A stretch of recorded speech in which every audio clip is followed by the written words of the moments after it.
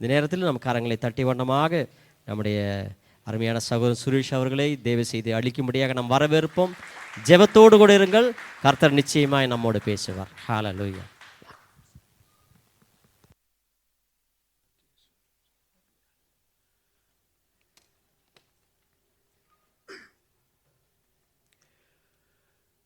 கண்களை மூடி ஒரு நிமிடம் தகப்பனை நோக்கி நாம் பார்க்க போகிறோம். நமக்கு பரத்திலிருந்து ஒத்தாசை அனுப்புகிறவர் நம்முடைய கர்த்தர். நம்முடைய தேவைகள் என்ன என்பதை அறிந்து நமக்கு பதில் கொடுக்கிறவர் அவர்.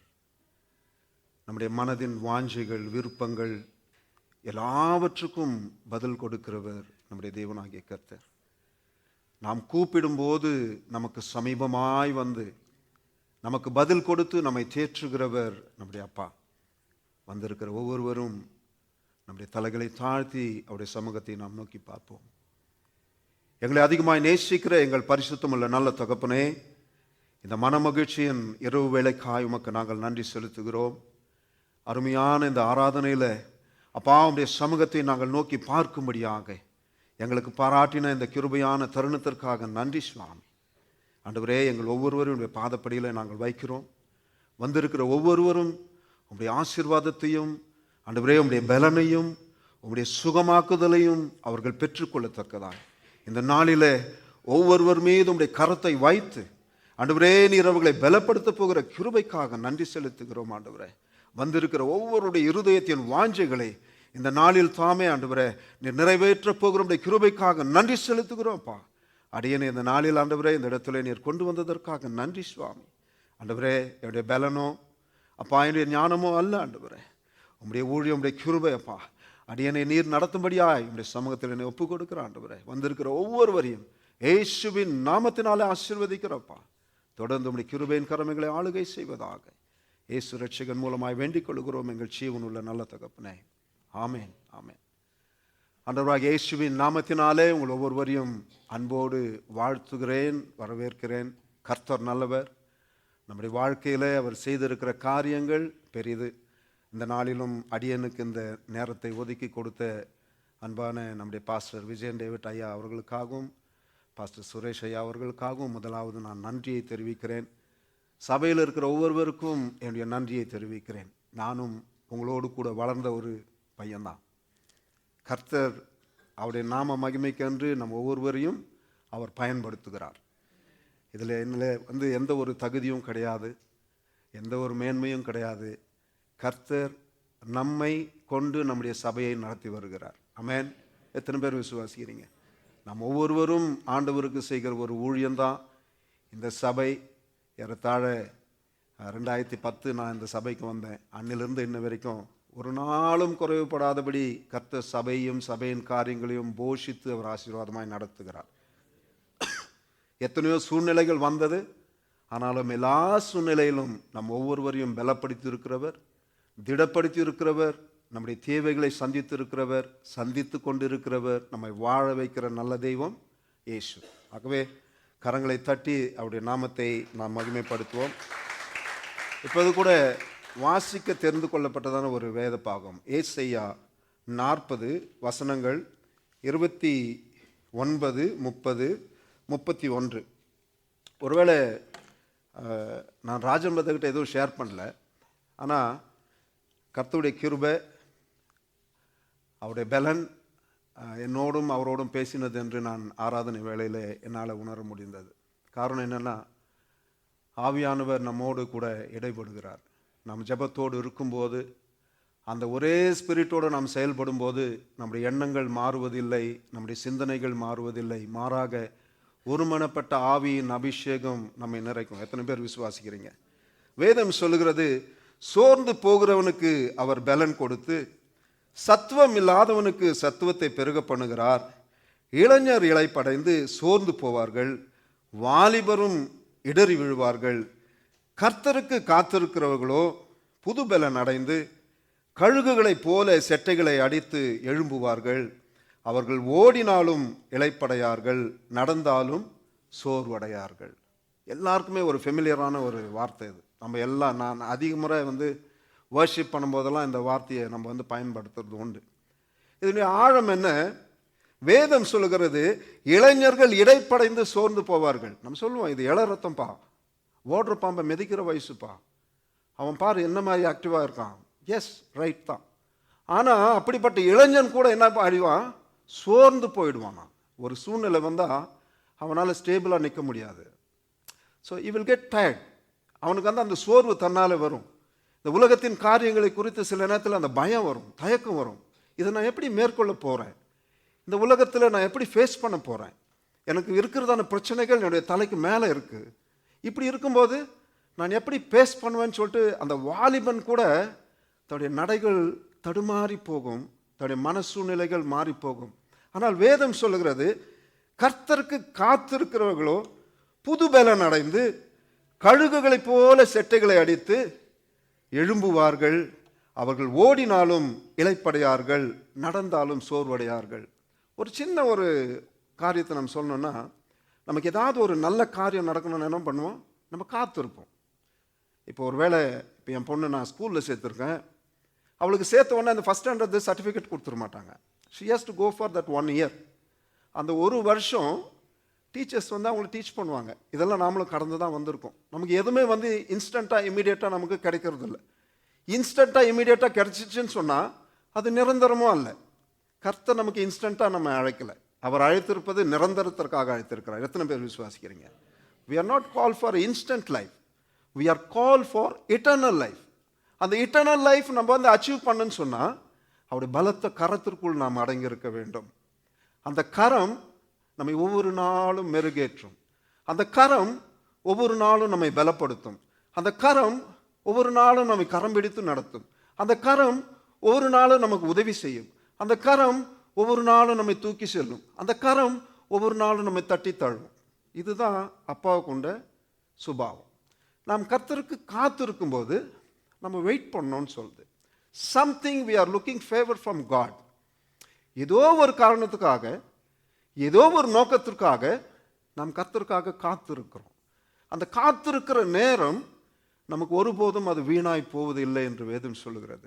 வேதம் சொல்லுகிறது, எஜமானியின் கண்கள், வேலைக்காரனின் கண்கள் தங்கள் எஜமானியின் கரத்தை நோக்கி இருக்குமா போலவும், வேலைக்காரியின் கண்கள் தங்கள் எஜமாட்டியின் கரங்களை நோக்கி இருக்குமா போலவும், எங்கள் தேவனாகிய கர்த்தர் எங்களுக்கு இரக்கம் செய்யும் வரை எங்களுடைய கண்களும் கரங்களும் என்ன செய்யும்?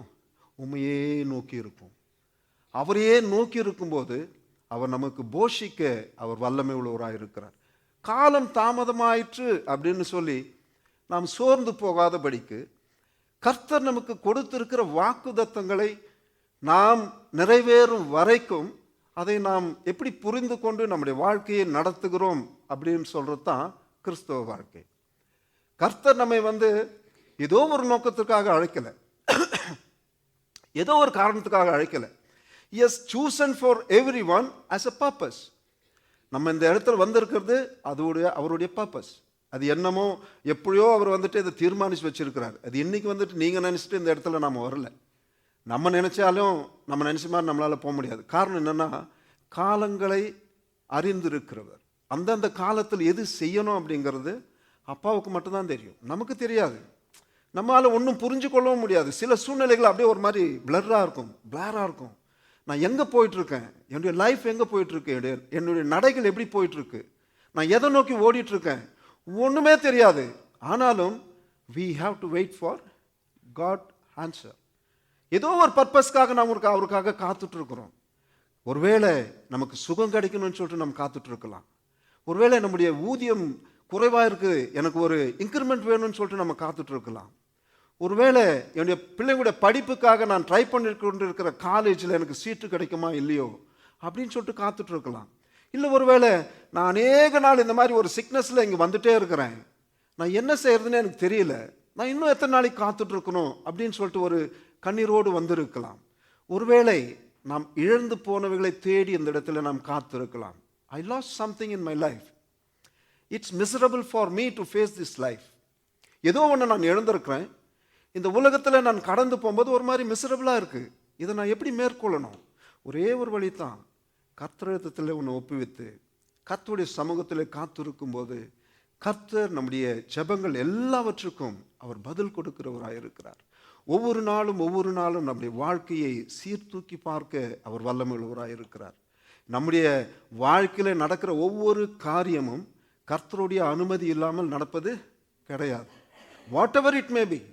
ஒருவேளை சுகமாக இருக்கலாம், ஒருவேளை உங்களுடைய ஊதிய உயர்வாக இருக்கலாம், இல்லை ஒருவேளை நீங்கள் ஒரு புதிய கார் வாங்கலாம், எதுவாக இருக்கலாம், அபிஷேகமாக இருக்கலாம், ஆசீர்வாதமாக இருக்கலாம், பிள்ளைங்களுடைய வாழ்க்கையில் நீங்கள் அறியாத ஒரு அநேக ஆசீர்வாதங்கள் வரலாம். எதுவாக இருந்தாலும் கர்த்தருடைய அனுமதி இல்லாமல் நம்முடைய வாழ்க்கையில் ஒன்றுமே நடக்கிறது கிடையாது. அதுதான் வேதம் சொல்லுகிறது, இளைஞர்கள் இளைப்படைந்து சோர்ந்து போவார்கள், வாலிபரும் இடறி விழுவார்கள், கர்த்தருக்கு காத்திருக்கிறவர்களோ புது பலன் அடைந்து கழுகுகளைப் போல செட்டைகளை அடித்து எழும்புவார்கள். இந்த கழுகு என்ன பண்ணுமா, எப்பவுமே உயர பறந்து தான் பழக்கமா. அதுதான் ஆண்டவர் ஸ்பெசிஃபிக்காக சொன்னார்னா அது கரெக்ட் தான். ஏன்னா அவர் சிருஷ்டி அப்பா, அவருக்கு தான் தெரியும் which is right, which is the best. இப்போ நாமளே நம்ம பிள்ளைங்களுக்கு கேட்கும்போது எது பெஸ்ட்டாக இருக்குன்னு சொல்லி தான் சூஸ் பண்ணுவோம். அப்போ காத்திருக்கிற பிள்ளைகளுக்கு கர்த்தர் கொடுப்பது என்ன, தி பெஸ்ட்.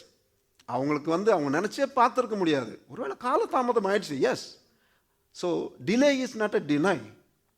நம்ம ஒருவேளை அது தாமதமாகுதுன்னு சொல்லிட்டு யோசிக்கலாம். அந்த யோசிக்கிற காரியங்கள் அவருடைய பார்வையிலிருந்து மறுக்கப்படலை, மறைக்கப்படலை, மாறாக மறைத்து வைக்கப்பட்டிருக்கிறது. ஆமென்.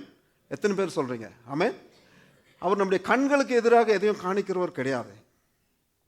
Even we don't know what is happening next minute, but he knows. தாயின் கருவில உன்னை உருவாவதற்கு முன்னமே நான் உன்னை பேர் சொல்லி அழைத்தேன், நீ என்னுடையவன், நீ என்னுடையவன். அப்பா பிதாவே என்று கூப்பிடுகிற புத்திர சுவிகாரத்தை நமக்கு கொடுத்திருக்கிறார் இல்லையா? அவர் வெறும் தேவன் ஆண்டவர் மாத்திரம் இல்லை, he is our father, he is our heavenly father.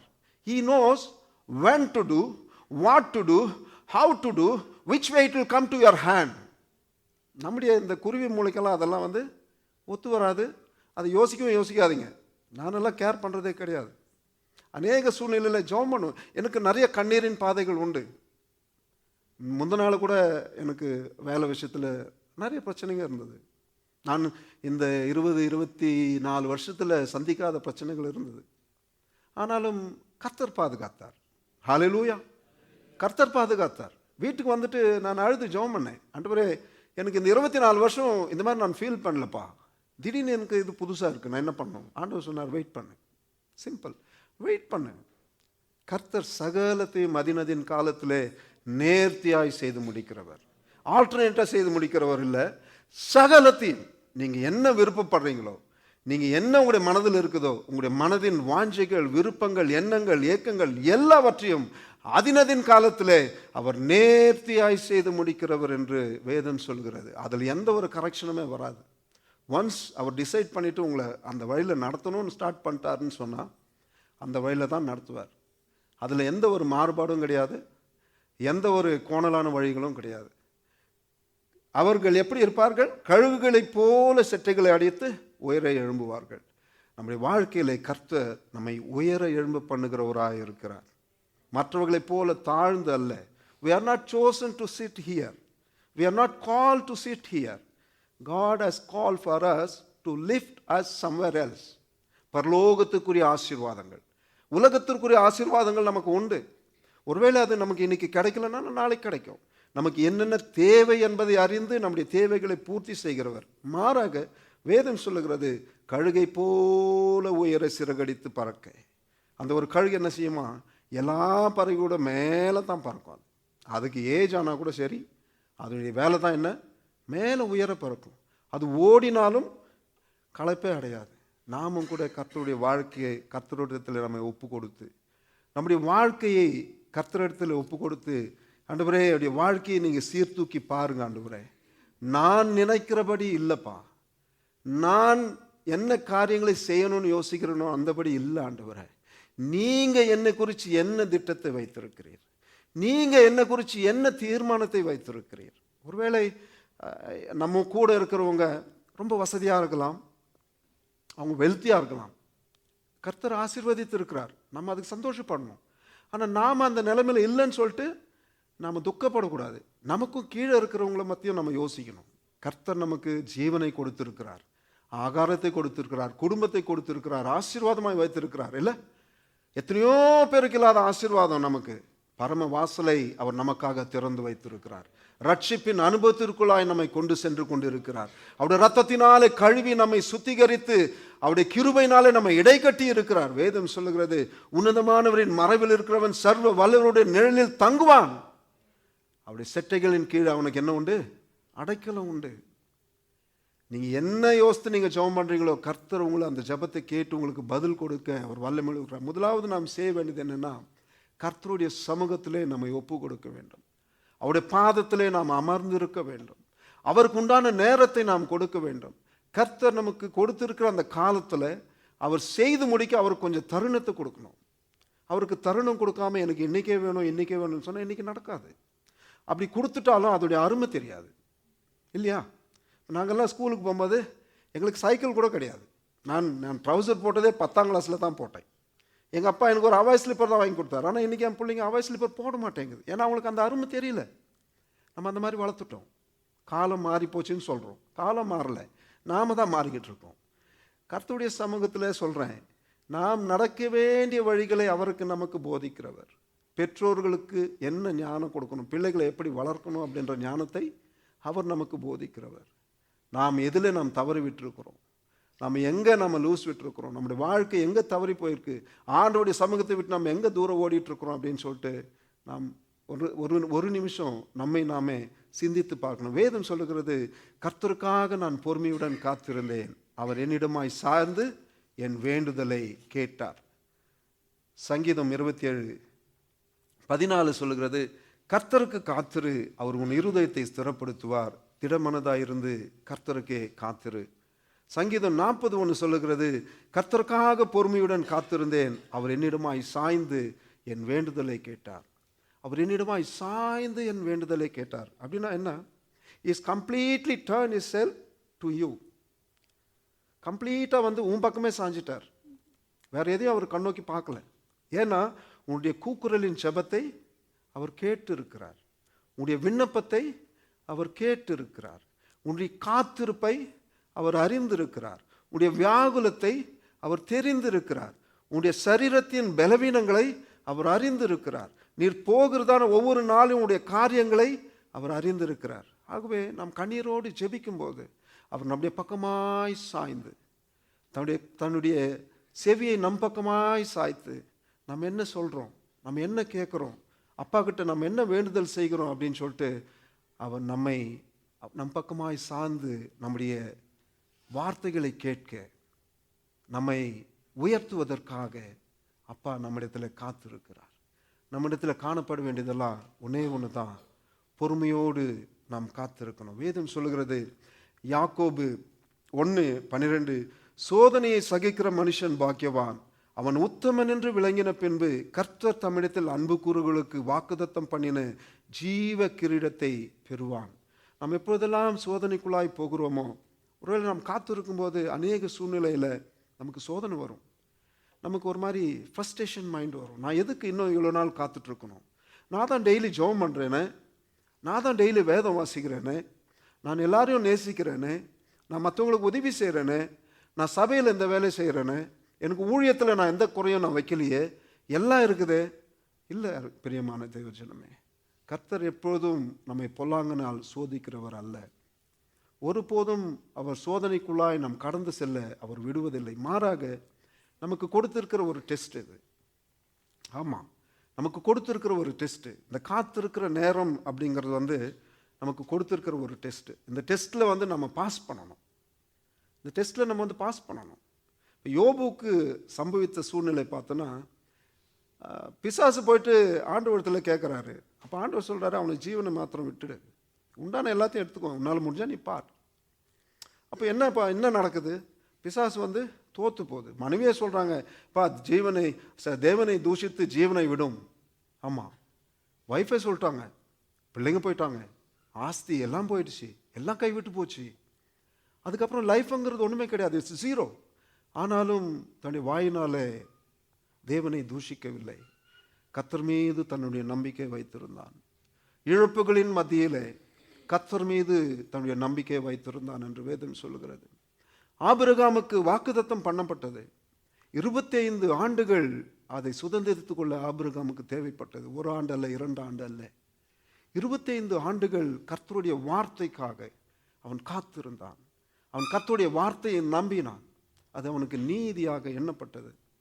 கர்த்தருடைய வார்த்தையின் மீது நாம் நம்பிக்கை வைக்கும்போது கர்த்தர் அந்த வார்த்தையை நமக்கு உறுதிப்படுத்தி நம்முடைய வாழ்க்கையை சபை பண்ணும்படியான ஒரு புதிய வாழ்வை தருகிறவராக இருக்கிறார்.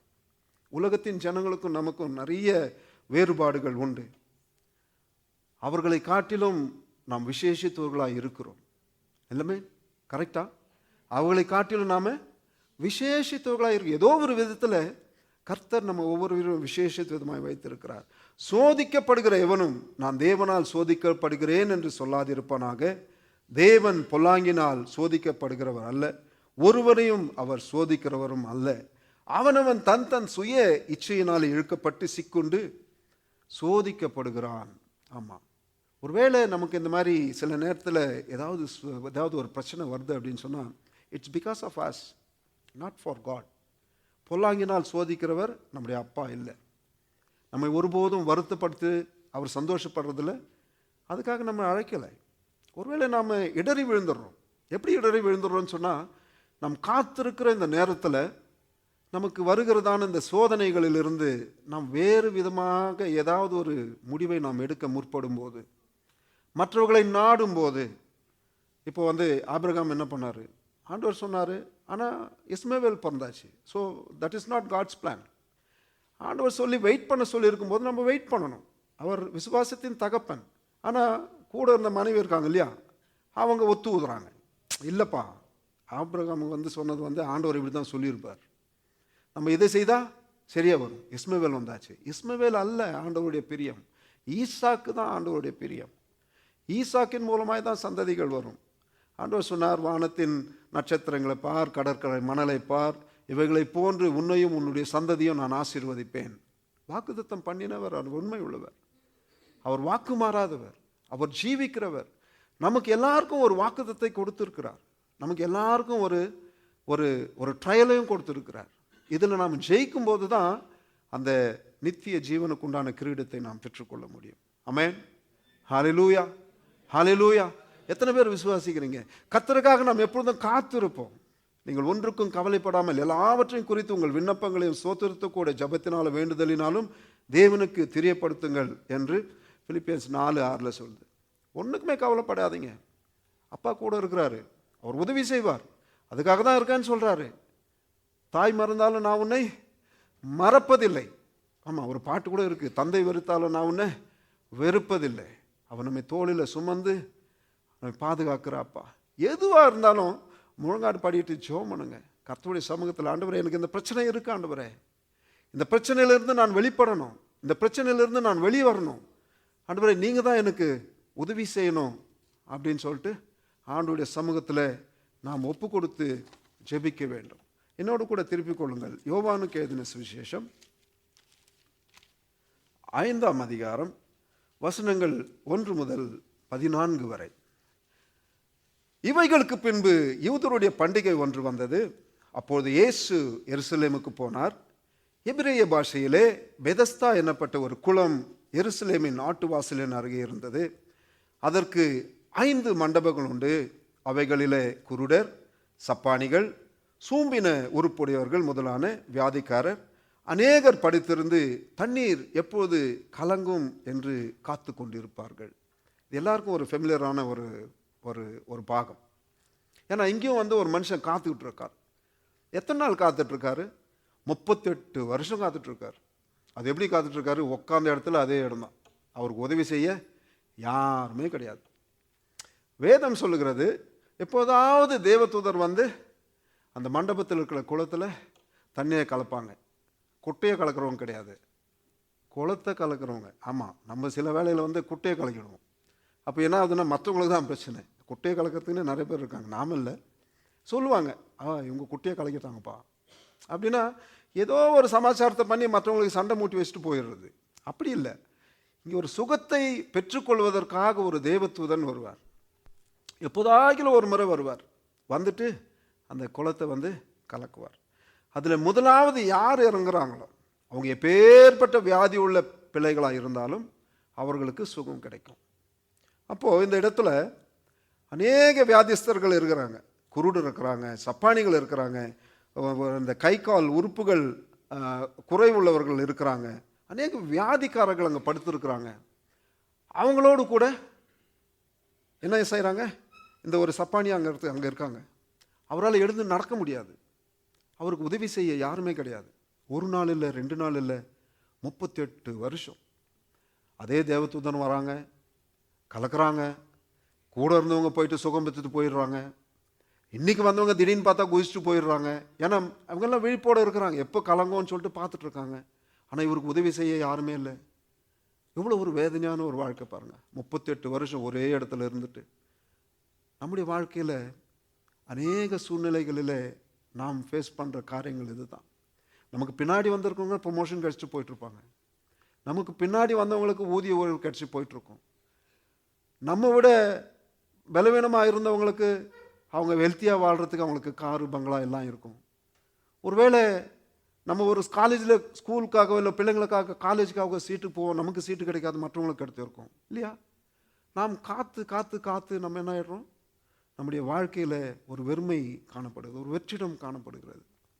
அப்படி தான் இந்த இடத்துல கூட அந்த மனிதன் 38 வருஷமாக ஒரே இடத்துல உக்காண்டிருக்காங்க, உதவி செய்ய யாருமே இல்லை.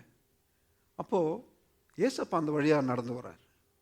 நடந்து வந்துட்டு அந்த மனுஷனை பார்த்து படுத்திருந்த அவனை இயேசு கண்டு 6வது வசனம், அவன் வெகு காலமாய் வியாதியுள்ளவன் என்று அறிந்து அவனை நோக்கி சொஸ்தமாக வேண்டும் என்று விரும்புகிறாயா என்று கேட்டார்.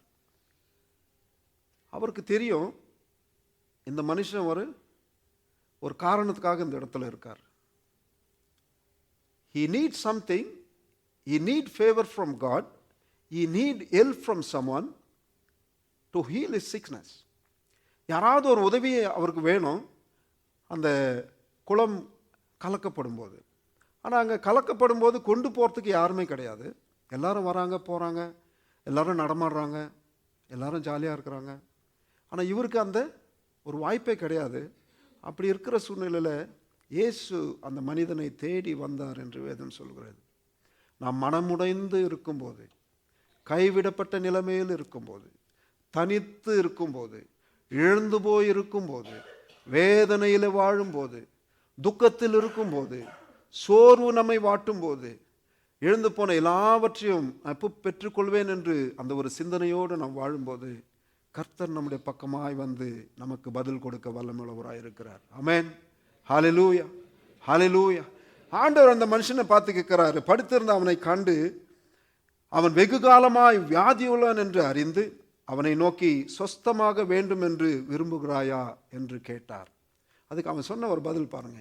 அதற்கு வியாதிஸ்தன், ஆண்டவரே, தண்ணீர் கலக்கப்படும் போது என்னை குளத்தில் கொண்டு போய் விடுகிறதற்கு ஒருவரும் இல்லை, நான் போகிறதற்குள்ளே வேறொருவன் எனக்கு முந்தி இறங்கி விடுகிறான் என்றார். ஆண்டவர் உனக்கு சுகம் வேணுமான்னு தான் கேட்குறார். ஆமான்னு சொல்லியிருக்கலாம், ஆனால் யார் பேசுறது அப்படின்னு சொல்கிறத ரெக்கக்னைஸ் பண்ண அவனால் முடியல. அப்போ தான் சொல்கிறான், தன்னுடைய இயலாமையை தான் சொல்கிறான். அப்போ கூட ஆமாப்பா எனக்கு சுகம்தான் வேணும் அப்படின்னு இல்லை. ஆண்டவரே, நான் போகணுன்னு நினைக்கிறேன், ஆண்டவரே எனக்கு யாரும் உதவி செய்ய இல்லைப்பா, நான் அந்த குளத்தில் போயிட்டு இறங்கணும்னு பார்க்குறேன், அதுக்குள்ளே வேறு யாராச்சும் ஒருத்தர் முந்தி போயிடுறாங்க, நான் வேற ஒரு தருணத்தை பார்த்து காத்திருக்கிறேன், ஆனால் என்னால் அது இயலலை ஆண்டவரே, எப்படியோ இது ஒவ்வொரு நாளும் என்னை விட்டு மாறி போயிடுச்சு. அவனுடைய சிந்தனை அப்படி தான் இருந்திருக்கும். அதுதான் ஆண்டவர்கிட்ட சொல்கிறான், ஆண்டவரே, குளத்தில் நான் கொண்டு போய் விடுகிறதற்கு ஒருவரும் இல்லை, என்னை கொண்டு போகிறதுக்கு ஒருவருமே இல்லை, நான் தனியாக இருக்கிறேன், நான் ஒரு தனி மரமாக இருக்கிறேன், தனியாளாக இருக்கிறேன். எத்தனை பேர் நம்முடைய வாழ்க்கையில் இப்படி ஒரு தனிமையான ஒரு வாழ்க்கை உண்டு? நம்முடைய தனிமையான வாழ்க்கையில் நமக்கு ஒரு துணையாளர் உண்டு, அவர் தான் இயேசு. Wherever you are alone, don't feel bad, you have a father in heaven with you. எத்தனை பேர் விசுவாசிக்கிற பரலோகத்தின் தகப்பன் நம்மோடு கூட இருக்கா? ஒருவேளை வேலை ஸ்தலமாக இருக்கலாம், வாழ்க்கையாக இருக்கலாம், வேறு எந்த காரியமாக இருக்கலாம். இந்த உலகத்தில் நீங்களும் நானும் தனிமையே கிடையாது, நம்ம தனிமைப்பட்டவர்களே கிடையாது. எப்போதுமே நம்மோடு கூட அப்பா இடைபடுகிறார், எப்போதுமே அப்பா நம்மோடு கூட பேசுகிறார், எப்போதுமே அவருடைய வார்த்தைகள் மூலமாய் நம்மை தேற்றுகிறார், எப்போதுமே அந்த வார்த்தைகள் நம்முடைய வாழ்க்கையை சீர்தூக்கி பார்க்க நமக்கு பலப்படுகிறது. எப்போதுமே அந்த வார்த்தைகள் மூலமாய் நமக்கு ஒவ்வொரு நாளும் அவர் காரியங்களை கற்றுக் கொடுக்கிறார். எப்போதுமே அவருடைய வார்த்தைகள் மூலமாய் அந்த ஃபெயிலூர்லேருந்து மேலே வரும்படியான ஒரு பலனை கற்றுக்கொள்ளும்படியாய் கர்த்தர் கிருபை செய்கிறார். இயேசு அவனை நோக்கி, எழுந்திரு, உன் படுக்கை எடுத்துக்கொண்டு நட என்றார். அவர் சொன்ன வார்த்தை ஒன்னே ஒன்று தான், நீ போ குளத்தில் குதி. அப்போ அப்பா கிட்ட கேட்கவே இல்லை, என்னப்பா எல்லாரும் வராங்க குளத்தில் போகிறாங்க, நீனும் திடீர்னு வந்துட்டு எழுந்துரு படுக்கை எடுத்துக்கொண்டு நட அப்படின்னு சொல்லி இல்லை, ஒன்றுமே சொல்ல. ஈ ஒபே இஸ் வேர்ட். நாம் செய்ய வேண்டியதெல்லாம் இது ஒன்றே ஒன்று தான். அவருக்காக காத்திருக்கணும். காத்திருக்கும்போது நமக்கு சோதனைகள் வரும். அந்த சோதனையை மேற்கொள்ளும்படியான பலனை கர்த்தர் ஒவ்வொரு நாளுக்கும் நமக்கு கட்டளையிடுவார். அதன்படி நம்மை ஒப்பு கொடுத்து பொறுமையோடு இருக்க வேண்டும். கர்த்தர் சொல்லுகிற வார்த்தைகளுக்கு செவி சாய்த்து அதுக்கு எஸ்ன்னு தான் சொல்லணும். நம்ம ஆர்கியூ பண்ணக்கூடாது. இல்லை எஸ்ப்பா இது இந்த மாதிரி நடக்காது, நான் வேற ஏதோ நினச்சிட்டு வந்தேன், நீங்கள் இவ்வளோ சிம்பிளாக சொல்கிறீங்க. அவருக்கு எல்லாமே சிம்பிள் தான் இல்லையா? அது நமக்கு தான் அது பெரிய காரியம். நம்மை படைத்தவருக்கு அது ரொம்ப சிம்பிள். எல்லாமே அவர் எளிதாக செய்வார், சீக்கிரமாக செய்ய மாட்டார், பொறுத்திருந்து தான் செய்வார். அதுதான் அவருடைய குணாதிசயம். அந்த பொறுத்து இருக்கிறதுக்கு தான் நாம் நம்மை ஒப்பு கொடுக்கணும். அப்போது உடனே அந்த மனுஷன் சுஸ்தமாகி தன் படுக்கையை எடுத்துக்கொண்டு நடந்து போனான். அந்த நாள் ஓய்வு நாளாய் இருந்தது. அது ஒரு ஓய்வு நாள், ஆண்டவரை ஆராதிக்கிற ஒரு நாள். அவன் தன் படுக்கையை எடுத்துக்கொண்டு போனான். அவன் சொஸ்தமாகி தன் படுக்கையை எடுத்துக்கொண்டு போனான் என்று வேதம் சொல்லுது. சொன்ன ஒரே ஒரு வார்த்தை தான், உன் படுக்கையை எடுத்துக்கொண்டு நட என்று சொன்னார். அந்த மனுஷன் சொஸ்தமாகி தன் படுக்கையை எடுத்துக்கொண்டு போனான். அந்த நாள் ஓய்வு நாளாக இருந்தது. அந்த காலத்தில் குளம் கலக்கப்பட ஒரு நிர்ணயிக்கப்பட்ட நேரம் கிடையாது, எப்போ ஆகிலும் தான் கலக்கப்படும் இல்லையா? ஆனால் நமக்கு அப்படி கிடையாது. இப்போ எப்பவுமே ஆண்டவர் உலாவுகிற இந்த சபை, இந்த வீடு, இந்த ஆலயம், இந்த இடத்துல அவருடைய பிரசன்னம் எப்பவுமே நிரம்பி இருக்கு. இங்கே வருகிற ஏதோ ஒருத்தருக்கு மட்டும்தான் ஆசீர்வாதம் கிடையாது. குளத்தை கலக்கின மாதிரி ஏதோ ஒருவருக்கு தான் சுகம் கிடையாது. வந்திருக்கிற ஒவ்வொருவருக்கும் சுகம்தான். சபைக்கு வருகிற ஒவ்வொருவருக்கும் சுகம்தான். அவர் சுகம் கொடுக்கிற தேவன். நம்மை அழைத்தவர் அவர் உண்மை உள்ளவர். அவர் ஒருபோதும் அந்த உண்மையிலிருந்து மாற மாட்டார். நீங்க ஒருவேளை பண தேவைக்காக வந்திருக்கலாம், சுகத்திற்காக வந்திருக்கலாம், குடும்ப பிரச்சனைகளுக்காக வந்திருக்கலாம், சமாதானத்திற்காக வந்திருக்கலாம், உங்களுடைய பிள்ளைகளுடைய படிப்பிற்காக வந்திருக்கலாம், வேலைக்காக வந்திருக்கலாம், ஒருவேளை உங்களுடைய ஊதிய உயர்வுக்காக வந்திருக்கலாம், உங்களுடைய ப்ரொமோஷனுக்காக வந்திருக்கலாம். எந்த காரியமா இருந்தாலும் இங்க ஒரே ஒருத்தருக்கு மட்டும்தான் இன்னைக்குப்பா, மீதி பேரெல்லாம் நீங்க வெளியில போயிட்டு அடுத்து வாங்குவாங்க. இல்லை இல்லை இல்லை இல்லை இல்லை. அவர் எப்பொழுதும் இந்த இடத்துல தங்கி தாபரிக்கிறவராய் இருக்கிறார். எப்பொழுதெல்லாம் அவரை நோக்கி கூப்பிடுகிறோமோ அப்போதெல்லாம் அவர் நமக்கு சமீபமாய் வருகிறவர் என்று வேதம் சொல்லுகிறது. ஆபத்தில் என்னை நோக்கி கூப்பிடு, நான் உன்னை விடுவிப்பேன், நீ என்னை மகிமைப்படுத்துவாய் என்ற வேத வசனத்தின்படி நம்மை ஆபத்துகள், விக்கனங்கள் எப்பொழுதெல்லாம் நம்மை சூழ்ந்து கொள்கிறதோ அவரை நோக்கி நாம் கூப்பிடும்போது அவர் ஓடோடி வந்து நம்மை விடுதலை பண்ண அவர் வல்லமையுள்ளவராய் இருக்கிறார். இந்த ஹீலிங் சர்வீஸ் எத்தனை பேர் விசுவாசிக்கிறீங்க? இந்த ஹீலிங் சர்வீஸில் ஆண்டவரே, நான் வெறுமனே போகக்கூடாது ஆண்டவரே, உன் படுக்கையை எழுந்திரு, உன் படுக்கையை எடுத்துக்கொண்டு நட என்று நீ சொன்னது போல இந்த நாளில, இந்த இரவில, இந்த ஆராதனையில் ஆண்டவரே, என்னுடைய வாழ்க்கையில நான் ஒரு மாற்றத்தை காணும்படியாய் எனக்கு நீங்க உதவி செய்யுங்க நீங்க சொல்லி பாருங்களேன். ஆண்டவர் உங்களுடைய விசுவாசத்தை பலப்படுத்துவார். நான் விசுவாசிக்கிறேன். நீ விசுவாசித்தால் தேவனுடைய மகிமையை காண்பாய் என்று வேதம் சொல்லுகிறது. விசுவாசம் இல்லாமல் ஒருவனும் தேவனை தரிசிப்பது இல்லை. உலகத்தின் பிள்ளைகள் வேற, ஆனால் நீங்களும் நானும் விசுவாசி. என்ன விசுவாசி? அவர் ஜீவனுள்ள தேவன் என்பதான ஒரு விசுவாசி.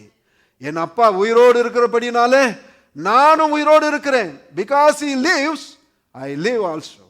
இல்லையா? அவர் நமக்காக செய்த வாக்குத்தத்தங்கள் ஏராளம், நமக்காக சொன்ன வார்த்தைகள் ஏராளம். அந்த மனுஷன் தன் படுக்கையை எடுத்துக்கொண்டு அந்த ஓய்வு நாளிலே போனான். இந்த ராத்திரி வேளையில இந்த ஆராதனையில் வந்திருக்கிற ஒவ்வொருவரையும் பார்த்து நான் சொல்லுவேன், உங்களுடைய ஜெபங்கள் என்னவா இருக்கிறது? ஸ்பெசிஃபிக்காக சொல்லுங்க. போன மென்ஸ் மீட்டிங்கில் கூட பாஸ்டர் அதை கரெக்டாக சொன்னாங்க. நாம் எல்லாத்துலேயுமே ஸ்பெசிஃபிக்காக சொல்லணுமா? ஸ்பெசிஃபிக்காக சொன்னோன்னா அதுக்கு உண்டான பலனே வேற தான்.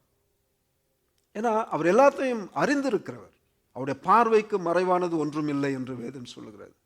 அப்போ எல்லாத்தையும் அறிந்தவர்கிட்ட நம்ம எப்படி சொல்லணும்? அறியாதவர் போல நம்ம சொல்லி கொண்டு இருக்கக்கூடாது இல்லையா? ஸோ நாம் செய்கிற ஜெபம் வந்து ஸ்பெசிஃபிக்காக இருக்கணும். ஒவ்வொரு நாளும் இடைவிடாமல் ஜெபியுங்கள், விழித்திருந்து ஜெபியுங்கள், வேதத்தை வாசியுங்க. இந்த வார்த்தைகள் நம்முடைய வாழ்க்கையை ஸ்திரப்படுத்தும். இந்த வார்த்தைகள் நம்முடைய வாழ்க்கையில் ஒரு புதிய மாற்றத்தை கொண்டு வர ஏது உள்ளதாக இருக்கிறது. இந்த ஆராதனை முடிவில் ஒரு 10 நிமிஷம் பாஸ்டரையா எல்லாருக்காக ஜெயிப்பாங்க. ஏன்னா இது வந்து ஹீலிங் சர்வீஸ். இது வந்து சுகமளிக்கிற ஒரு ஆராதனை, பலவீனத்தோடு போகிற ஒரு ஆராதனை கிடையாது. விசுவாசித்தால் தேவனுடைய மகிமையை காண்பாய் என்பதை நாம் விசுவாசிக்கிறோம். ஒருவேளை பாஸ்டர் ஜெபம் பண்ணும்போது கர்த்தர் அந்த ஜெபத்தை கேட்பார், நம்முடைய ஜெபத்தையும் கேட்பார். பாஸ்டர் பண்ணாதான் கேட்பார் அப்படிங்கிறது கிடையாது. பாஸ்டர் வந்து நமக்காக ஜெபம் பண்ணுறாங்க, அதை வந்து நம்ம எஸ் சொல்லி அக்செப்ட் பண்ணணும். அவர் மூலமாய் கர்த்தர் அநேக வெளிப்பாடுகளை நமக்கு கொடுப்பார். நமக்கு அறியாத காரியங்களை நம்முடைய போதகர்கள் மூலமாய் நமக்கு ஒவ்வொரு நாளும் கர்த்தர் கொடுக்கிறார். நம்ம ஒவ்வொரு நாளும் அவருடைய வார்த்தைகளை விஜயனையாவுடைய வார்த்தைகள் மூலமாக ப்ரேயர் மூலமாக கேட்குறோம். ஏன்னா அநேக சூழ்நிலைகளில் இந்த வார்த்தை நம்மை தேற்றுகிறதா இருக்கு. எழுந்த உடனே அந்த வார்த்தை வந்து நமக்கு வந்து ஒரு உத்வேகத்தை கொடுக்குது, ஒரு பலத்தை கொடுக்குது, ஒரு நம்பிக்கையை கொடுக்குது, ஒரு விசுவாசத்தை கொடுக்குது.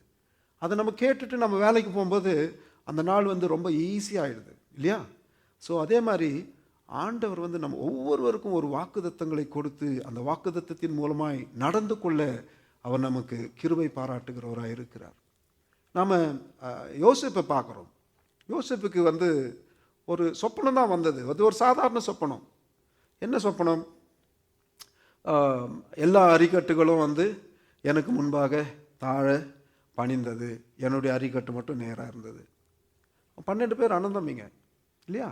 ஒரே தகப்பன், வாக்குத்தத்தத்தை பெற்ற தகப்பன், அந்த தகப்பனுடைய பிள்ளைகள். ஆனால் அவங்களுடைய வாழ்க்கை வந்து டிஃப்ரெண்ட்டாக தான் இருந்தது.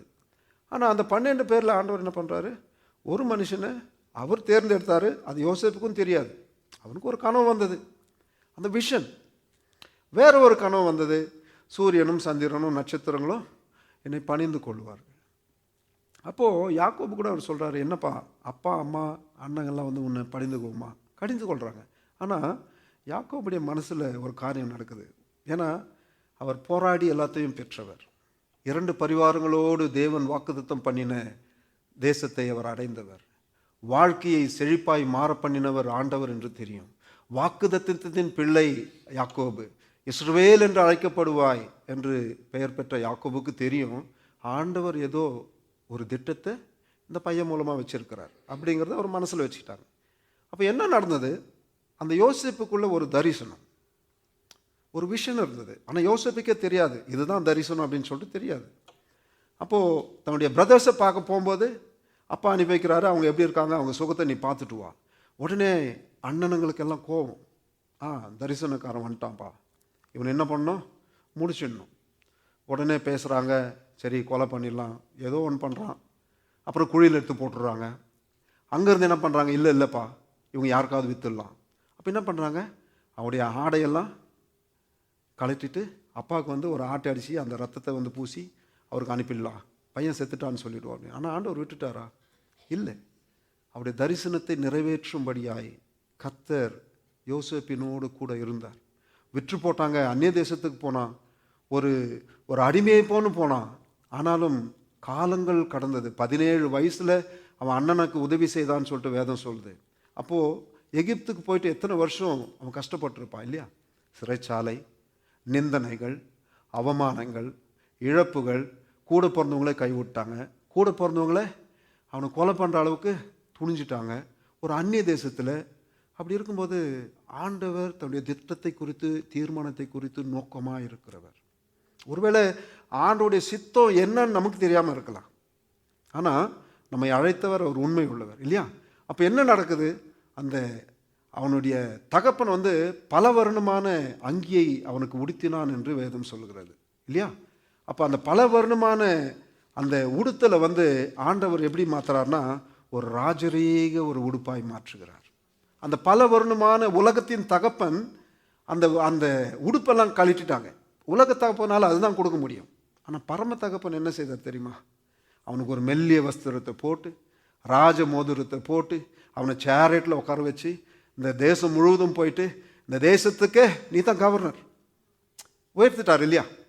ஒரு பழைய வஸ்திரம் களைஞ்சாலும் ராஜ வஸ்திரத்தை ராஜ மரியாதையோடு கொடுக்குற அப்பா நமக்கு உண்டு. ஆமென். இதுதான் அது சாராம்சம். அந்த பழைய வஸ்திரம் போச்சு, நிந்தனைகள் அவமானம் வந்தது. ஆனால் அந்த விஷன் கடைசி வரைக்கும் யோசேப்புக்கே தெரியாது. வேதம் சொல்லுகிறது கர்த்தர் யோசேப்போடு இருந்தார். கர்த்தர் யோசேப்போடு இருந்தார். அவன் செய்கிற காரியங்களை வாய்க்க பண்ணினார். கர்த்தர் யோசேப்போடு இருந்தார். அவன் என்னெல்லாம் செய்தானோ அதையெல்லாம் வாய்க்க பண்ணினார். பார்க்குற ஜனங்க ஒரு வித்தியாசத்தை பார்த்தார்கள். இந்த மனுஷனுக்குள்ள ஏதோ ஒரு வித்தியாசம் இருக்குது. Something he is having something different compared to others. So நம்முடைய வாழ்க்கை ஆண்டவர் ஒரு விஷயனை கொடுத்துருக்கிறார். நமக்கும் அவர் ராஜவஸ்திரத்தை உடுத்த அவர் வல்லமையுள்ளவராக இருக்கிறார் இல்லையா? நாளைக்கு உலர்ந்து போகிற ஒரு பூவுக்கு அப்பா ஒரு நல்ல ஒரு உடுப்பை உடுத்திருக்கிறான்னு சொன்னால் நமக்கு உடுத்தாமல் இருப்பாரா? நம்மளை கவனிப்பாமல் இருக்காரா? நம்முடைய கண்ணீரை துடைக்காமல் இருப்பாரா? நம்முடைய வியாதியை சுகப்படுத்தாமல் இருப்பாரா? நம்முடைய தனிமையாக விட்டுருவாரா? நாம் மற்றவர்களுக்கு முன்பாக நிலை குலைந்து போகும் வண்ணமாய் அப்பா நம்மளை அப்படியே வழிநடத்துவாரா? இல்லை. எனக்கு பிரியமான தேவச்சனமே, வேதம் சொல்கிறது அவர் நம்மை உயர்த்துவது தான் அவர் நமக்கு வைத்திருக்கிற ஒரு பெரிதான ஒரு கிருபை. ஆமென். வேதம் சொல்லுகிறது பேதுரு 5:6 ஏற்ற காலத்தில் அவர் நம்மை உயர்த்தும்படி அவருடைய பலத்த கரத்துக்குள்ளாய் நாம் அடங்கியிருக்க வேண்டும். There is a time for everything. நம்ம எதெல்லாம் இழந்துட்டோமோ அதையெல்லாம் திரும்ப பெற்றுக்கொள்ளுகிற ஒரு நேரம் நமக்கு வரும். நாம் எங்கெல்லாம் துன்பப்பட்டோமோ அந்த துன்பத்தில் எல்லாம் கர்த்தர் நம்மை உயர்த்துவதற்கான ஒரு தருணம் வரும் இல்லையா? ஸோ விசுவாசிக்கிறவங்க ஆண்டவருக்கு ஹல்லேலூயா சொல்லுங்க, நன்றி சொல்லுங்க. He is here tonight to bless you. He is here tonight to guide you. He is here tonight to heal your sickness. உங்களுடைய பலவீனங்கள் எதுவாக இருந்தாலும் கர்த்தருடைய சமூகத்தில் உங்களை ஒப்பு கொடுங்க. கர்த்தர் நம்மை வாலாக்காமல் தலையாக்குவார், நம்மை கீழாக்காமல் மேலாக்குவார். நாம் போகிற தூரம் வெகு தூரம் இல்லையா? இல்லையா? எலியா ஒரு லேடிக்காக பயந்துட்டு என்ன பண்ணார்? சூறை செடியில் போயிட்டு படுத்துட்டாரு. அப்போது ஃபுட்டெல்லாம் கொடுத்து அவரை தேற்றனால என்ன சொல்கிறாங்க? சாப்பிட்டு மணி தூங்கிட்டாரு இல்லையா? அப்போது அந்த இலை அந்த இலை காஞ்சு போகுது, பூச்சி அரிச்சிடுது, வெயில் உஷ்ணப்படுது. தேவதன் சொல்கிறேன், எப்பா நீ ஏஞ்சிச்சு போப்பா, நீ இன்னும் போகிற தூரம் வெகு தூரம் இருக்குப்பா. கரெக்ட் தானே? நம்மை ஒருபோதும் அவர் கைவிடுகிற தேவன் இல்லை, மாறாக நம்மை கரம் பிடித்து நடத்துகிற தேவன். நாம் அனைவரும் எழுந்து நிற்போம். பாஸ்டர் இடத்துல இந்த நேரத்தை ஒப்பு கொடுப்போம். இது ஜெப நேரம். பாஸ்டர் ஐயா ஹீலிங்ஸ்க்காக ஜெபிப்பாங்க. ஸோ உங்களை தாழ்த்தி கர்த்தருடைய சமூகத்தில் ஒப்பு கொடுங்க. கர்த்தர் உங்கள் ஒவ்வொருவரையும் ஆசீர்வதிப்பார். நாம் கடந்து வந்த நாட்களை காட்டிலும் நாம் போக வேண்டிய தூரம் வெகு தூரமாக இருக்கிறது. இந்த வெகு தூரத்தை கடக்கும்படியான பலனை கர்த்தர் நமக்கு கிருபையாய் கட்டளையிடுவார். ஒருவேளை நாட்கள் பொல்லாததாக இருக்கிறபடினாலே காலத்தை பிரயோஜனப்படுத்திக் கொள்ளுங்கள் என்று வேதம் சொல்கிறது. இந்த நாட்கள் பொல்லாததாக இருந்தாலும் கூட இந்த காலத்தை பிரயோஜனப்படுத்திக் கொள்ளும்படியாய் கர்த்தர் உங்களையும் என்னையும் தெரிந்தெடுக்கிறார். அவர் வாக்குதத்தம் பண்ணினவர், உண்மையுள்ளவர். நமக்குள்ள வைத்திருக்க அந்த விஷன் உண்மையானது. அந்த விஷனை நிறைவேற்ற வரைக்கும் ஒருவேளை நமக்கு தெரியாமல் இருக்கலாம். It's a hidden life. But அவர் நம்மை உயர்த்தும் வரைக்கும் நம்மை கைவிடாமல் பாதுகாக்கிற தேவன். கரங்களை தட்டி அவருடைய நாமத்தை மகிமைப்படுத்துவோம். எனக்கு இந்த வாய்ப்பினை கொடுத்த பாஸ்டர் அவர்களுக்கும் சபையாருக்கும் என் குடும்பத்தின் சார்பாக நான் நன்றியை தெரிவித்துக் கொள்கிறேன். கர்த்தர் உங்கள் ஒவ்வொருவரையும் ஆசீர்வதிப்பாராக. ஆமென், ஆமென்.